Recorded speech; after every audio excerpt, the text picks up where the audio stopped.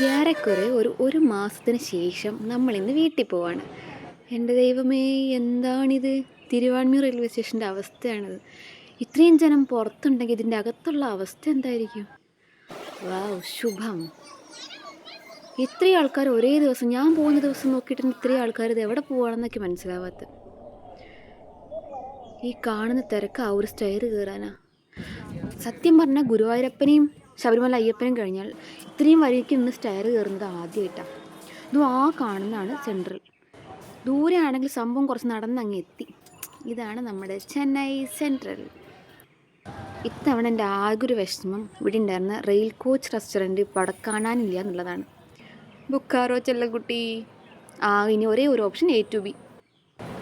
സംഭവം കുറച്ച് തിരക്കുണ്ടെങ്കിലും 2 ഇഡ്ഡലിയും 1 വടയും, ദാറ്റ് ഇസ് എനഫ്. പിന്നെ ഈ വടയെക്കുറിച്ച് പ്രത്യേകം മെൻഷൻ ചെയ്യണം. 45 രൂപയുടെ വടയാണ് കണ്ടത്. അതിൻ്റെ ഹോളിനൊക്കെ എന്താ ഇത്ര വില എന്നറിയില്ല. അങ്ങനെ കഴിച്ച് പ്ലാറ്റ്ഫോം നമ്പർ 5 ഈ നീണ്ടു നിവർന്ന് കിടക്കുന്നതാണ് നമ്മുടെ മംഗളൂരു മെയിൽ സൂപ്പർ ഫാസ്റ്റ്. ഇതിലാണ് നമ്മുടെ ഇന്നത്തെ യാത്ര. ഇന്ത്യൻ റെയിൽവേ ഭയങ്കര പണിയാണ്. ഞാനൊരു സീറ്റാണ് അവരോട് ചോദിച്ചത്. അവരെനിക്ക് തന്നത് ഒരു ഫുൾ ട്രെയിൻ ട്രാവൽ ചെയ്ത് ലാസ്റ്റ് എവിടെ ഒരു മുക്കിലൊരു സീറ്റാണ് കിട്ടിയത്. കുറച്ചങ്ങ് നടന്ന് അടുത്ത പണി ഇവിടെയാണ്.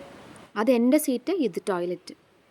ഇത്രയും വലിയ പണി എന്തിനേക്ക് തന്നു നോക്കി ഒരു ഐഡിയ ഇല്ല. വേറെ വഴിയില്ലാത്തതുകൊണ്ട്, പിന്നെ മാർഗമല്ലല്ലോ ലക്ഷ്യമല്ലേ പ്രധാനം. വീട്ടിലേക്ക് ആയതുകൊണ്ട് അതൊക്കെ അഡ്ജസ്റ്റ് ചെയ്ത് സെൻട്രലിനോട് ബൈ പറഞ്ഞ് നമ്മളിറങ്ങി.